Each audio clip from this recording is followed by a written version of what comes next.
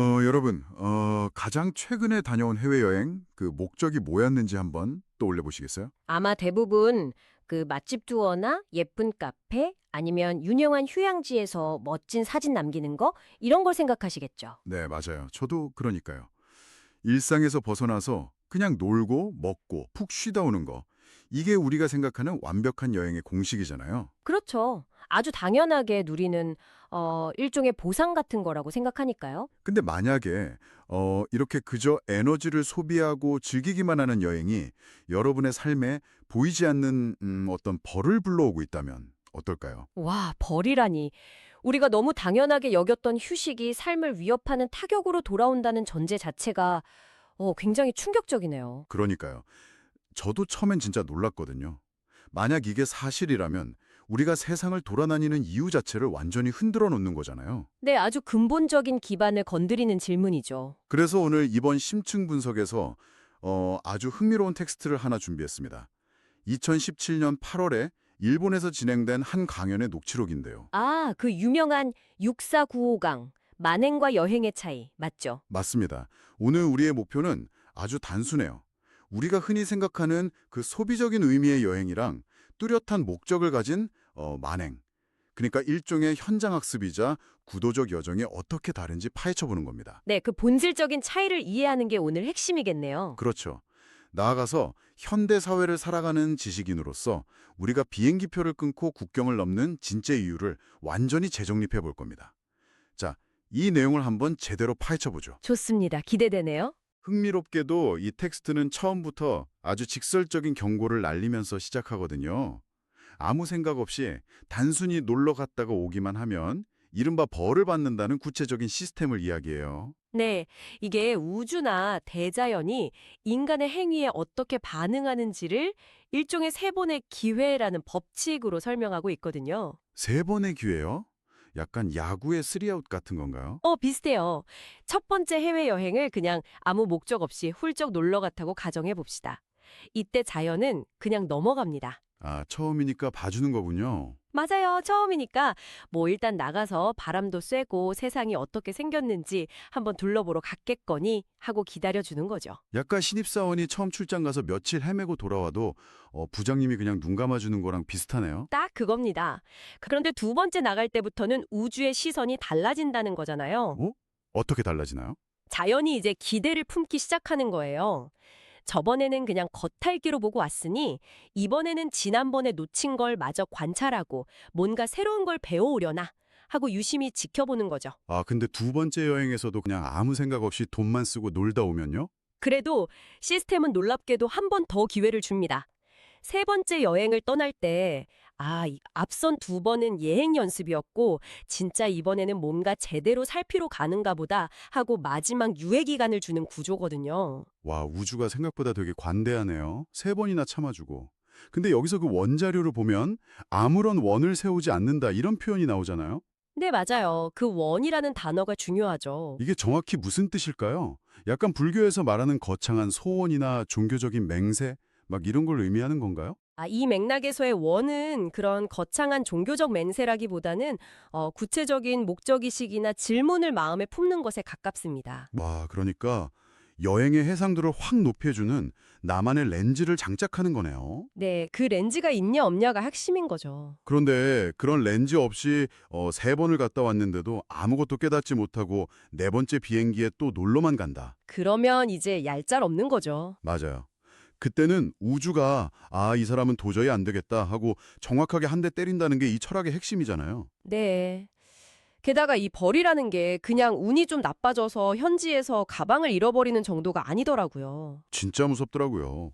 우리가 해외에서 낭비한 시간, 그리고 허공에 날린 달러의 규모만큼 정확하게 우리 삶에 물리적, 정신적 타격이 온다고 경고하잖아요. 맞아요. 시간과 돈을 낭비한 대가를 사고나 아픔 혹은 인간관계 단절 같은 아주 뼈아픈 형태로 치르게 된다는 거죠. 와, 이건 진짜 외국에 나간다는 것 자체를 엄청난 에너지가 투입되는 거대한 사건으로 바라보는 시각이 깔려 있는 거네요. 그렇죠. 일종의 기회비용으로 보는 겁니다. 저는 이 대목을 읽으면서 이걸 회사에서 보내주는 값비싼 연수에 한번 비유해 갔거든요. 오, 해외 연수요? 확 와닿는데요? 네.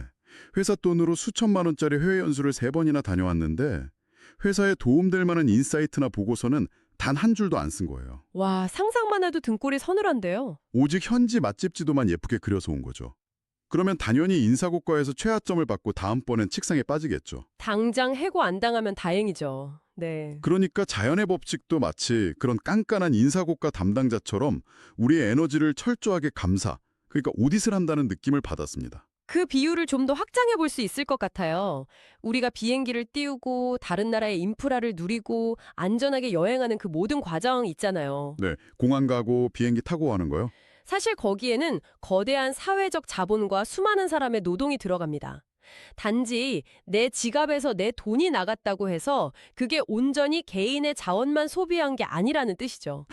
그렇죠. 공항 철도부터 비행기 조종사, 현지 치안까지 다 연결되어 있으니까요. 맞아요. 그 귀한 글로벌 인프라를 이용할 기회를 얻은 사람이 그저 자신의 일시적인 쾌락만을 위해 그 거대한 자원을 탕진한다면 시스템 전체의 관점에서는 엄청난 낭비이자 죄악이 된다는 논리로 연결되는 겁니다. 바로 그 지점입니다.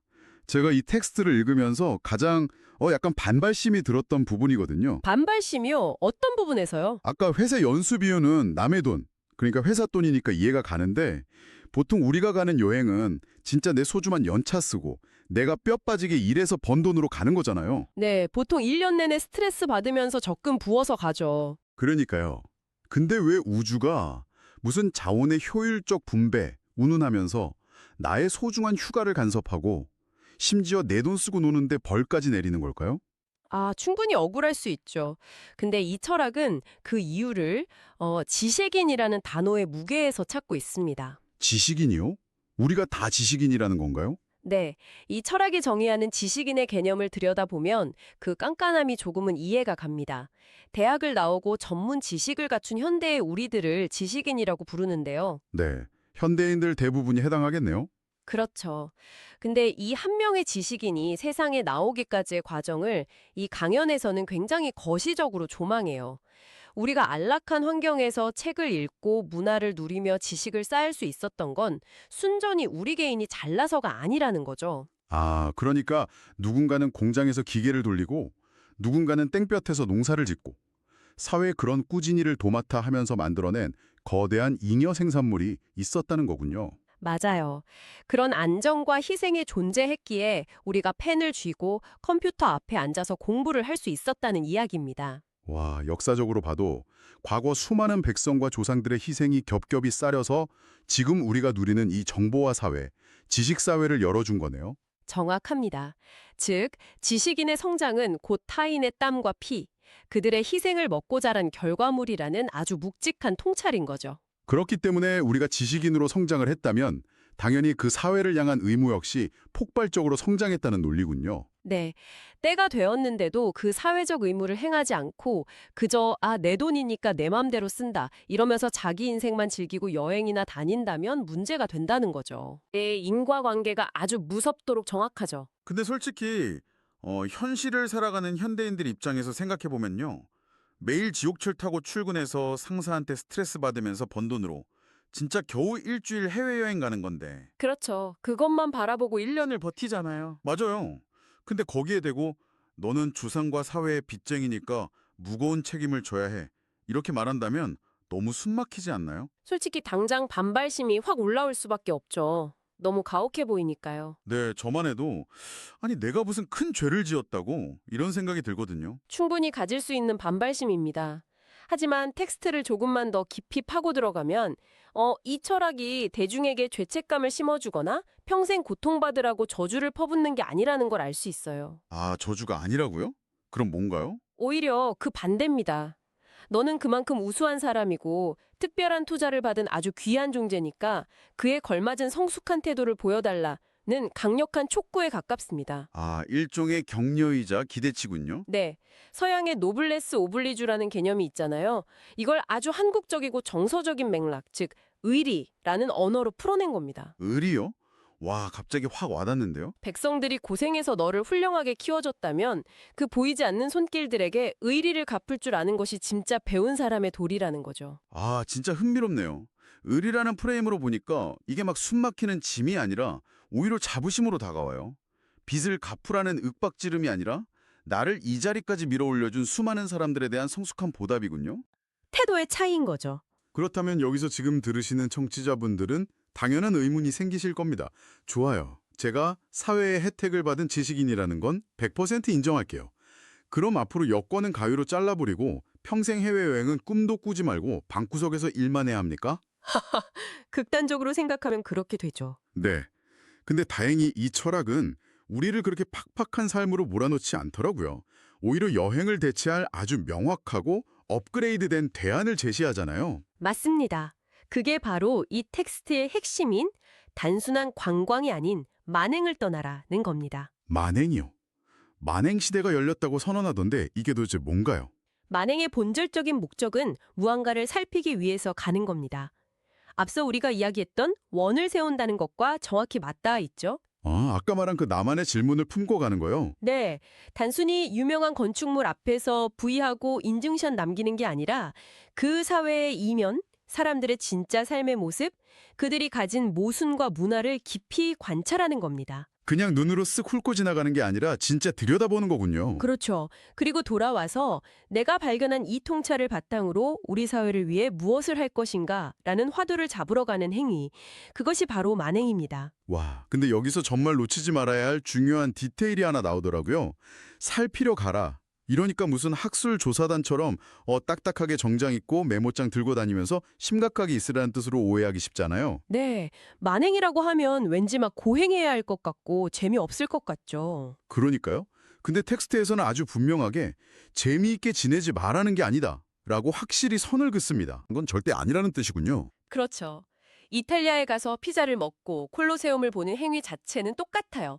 하지만 이탈리아 사람들이 오래된 문화를 유지하면서 현대의 경제 시스템과 어떻게 타협하고 있는지를 그걸 살피러 간 사람에겐 어떨까요? 와, 현지인하고 대화하면서 먹는 피자의 맛이나 콜로세움의 풍경이 그냥 패키지 여행으로 간 거랑 완전히 다른 해상도로 다가오겠네요. 네, 비교가 안 되죠. 관광은 만행이라는 거대한 목적을 수행하는 과정에서 얻어지는 아주 달콤한 부산물이라는 뜻입니다. 저는 이 개념을 생각하다 보니까 목적 없는 알 쇼핑이랑 비즈니스 출장이 딱 비교가 되더라고요. 오, 아이 쇼핑과 출장이요? 네.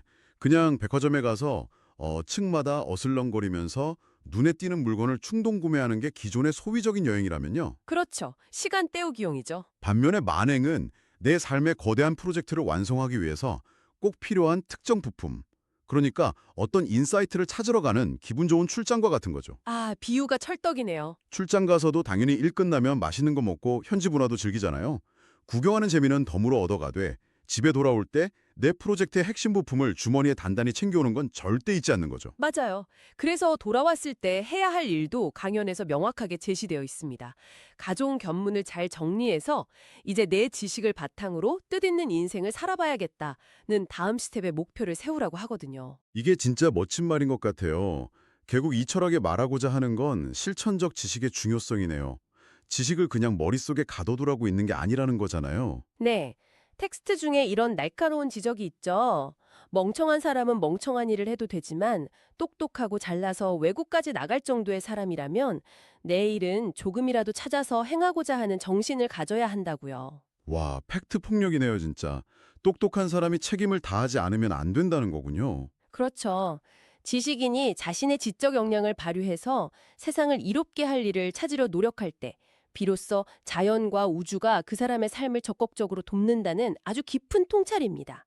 진정한 자기 할 일을 찾을 때 인간에게 최고의 즐거움이 온다는 뜻이기도 하고요. 우주가 적극적으로 돕는다. 이 대목에 이르니까 이제 논의가 클라이맥스를 향해 가는 느낌인데요. 여기서 우리가 한 가지 짚고 넘어가야 할 거대한 시간적 배경이 등장합니다. 아, 후천시대 말씀하시는 거죠? 네, 맞아요. 왜 하필 지금 이 시대에 이런 만행과 지식인의 역할이 전 지구적으로 이렇게 중요해진 걸까요? 텍스트는 2013년도를 기점으로 세상에 거대한 패러다임 전환, 즉 후천 시대가 열렸다고 딱 선언을 하거든요. 네, 2013년이라는 명확한 기점을 제시하죠. 저는 처음에 이 2013년이라는 연도랑 후천 시대라는 개념이 갑자기 툭 튀어나와서 좀 당황스러웠어요. 처음 들으면 좀 낯설 수 있죠. 선천과 후천이라는 개념을 깊이 이해할 필요가 있는데요. 선천 시대가 인류가 생존을 위해 물리적으로 뼈대를 세우고 먹고 사는 문제를 해결하며 지식과 인프라를 축적해온 팽창의 시대라면요. 아, 과거의 긴 역사 동안 우리가 열심히 쌓아 올린 시기군요. 그렇죠. 그리고 2013년을 기점으로 열린 후천 시대는 그동안 축적된 모든 인프라와 지식을 본격적으로 운용하고 적용하는 정신적, 지적인 노동의 시대를 뜻합니다. 아, 그러니까 과거에는 육체적인 노동이나 1차 산업이 세상을 이끌었다면 이제는 완전히 융합된 지적 노동이 인류의 다음 진화를 이끌어가는 시대가 되었다는 선언이네요. 바로 그겁니다. 선천시대에 수많은 사람들의 피땀으로 고속도로와 인터넷망을 깔고 비행기를 만들어 놓았다면 후천시대는 그렇게 완성된 글로벌 인프라 위를 지식인들이 누비며 세상의 모순을 풀고 새로운 가치를 창출해야 하는 타이밍이라는 거죠. 와, 그림이 쫙 그려지네요. 우주가 이 후천 시대를 위해서 수많은 지식을 갖춘 똑똑한 사람들을 미리 길러 놓았고 그들이 전 세계 어디든 몇 시간 만에 날아가서 국제사회를 왕래하며 세상을 살필 수 있도록 물리적인 인프라를 완벽하게 세팅해 주었다. 네, 진짜 장대한 스케일이죠. 그러니까 싼값에 비행기를 타고 지구 반대편으로 날아갈 수 있는 이 엄청난 환경이 우리한테 그냥 모히또 가서 몰디브 한잔 하라고 주어진 게 아니란 거잖아요. 그렇죠. 단순한 휴양지가 아니죠. 전 지구적인 지적 활동을 하라고 쫙 깔아준 거대한 캔버스라는 해석이 너무 멋있습니다. 글로벌 인프라가 곧 지식인의 작업실이라는 거네요. 완벽한 요약입니다. 그렇다면 이 거대한 캔버스에서 우리가 우리의 진짜 역할, 즉 만행을 제대로 수행하고 사회에 기여할 내 할 일을 바르게 행한다면 대체 어떤 일이 벌어질까요? 강연자가 여기서 현대인들의 귀가 번쩍 될 궁극의 보상을 약속하거든요. 네, 그 문장. 네가 필요한 것은 전부 다 내 앞에 오게 되어 있다. 와, 저는 이 문장이 진짜 오래 맴돌더라고요. 굉장히 영적이면서도 지극히 실용적인 통찰이죠. 정보화 사회의 작동 원리를 완전히 꿰뚫어 본 겁니다. 어떻게 작동하는 걸까요? 지식인이 개인의 얄팍한 이기심이나 과시욕을 내려놓고 세상과 타인을 위해 자신이 어떤 문제를 해결할 수 있을지 진지하게 살피고 행동하기 시작한다면 어떻게 될까요? 사람들이 그 진정성을 알아봐 주겠죠? 네, 그 일을 해내는 데 필요한 모든 자원, 즉 자본, 인맥, 기회 같은 것들은 억지로 쫓아가지 않아도 우주가 알아서 그의 앞으로 끌어다 준다는 세계관입니다. 와, 마음껏 누리고 쓰면서 즐겁게 일할 수 있도록 그 힘을 전부 다 지원해 주겠다는 강력한 약속인 셈이네요. 진짜 짜릿합니다. 네, 진정한 지식인에게 주어지는 최고의 혜택이죠. 자, 그럼 이 방대한 논의가 결국 오늘 들으시는 청취자 여러분의 삶에 어떤 실질적인 의미가 있을지 한번 요약을 해보겠습니다. 네, 정리가 좀 필요할 것 같네요. 오늘 우리가 깊게 파헤친 이 철학은 단순히 비행기 타지 마라, 여행 가지 마라 이런 꼰대 같은 잔소리가 아닙니다. 오히려 우리에게 주어진 엄청난 특권, 그러니까 쉽게 국경을 넘을 수 있는 자유와 우리가 쌓아온 지식을 헐값에 낭비하지 말라는 아주 강력한 초대장이에요. 그렇죠. 특권을 제대로 쓰라는 거죠. 세상을 그저 눈욕이나 일상으로부터의 도피처로 소비하는 대신에 나를 성장시켜준 사회에 보답할 나만의 임무를 찾는 무대로 사용할 때 비로소 내 삶에 상상도 못한 거대한 지원과 진짜 행복이 밀려온다는 이야기잖아요. 완벽합니다. 일상의 스트레스에서 도망치기 위해서만 여행을 다녔다면 이제는 접근 방식을 완전히 뒤집어 볼 때입니다. 어떻게 뒤집어야 할까요? 시대와 역사, 수많은 사람의 노동이 나라는 지식인 한 명을 이 자리에 앉히기 위해 투자한 엄청난 비용을 일단 인지하는 거죠.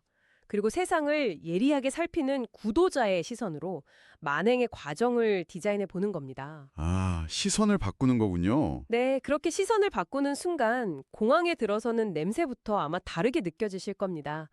매 순간이 살아있는 통찰로 다가올 것이고 그 여정의 끝에서 여러분만의 고유하고 가치 있는 역할을 분명히 발견하게 되실 테니까요. 오늘 이 깊은 논의를 함께 따라오신 청취자 여러분, 아마 다음에 휴가를 계획하면서 비행기 티켓을 결제하실 때 예전과는 기분이 묘하게 다르실 겁니다. 네, 손가락이 좀 무거워지실 수도 있죠. 그러니까요.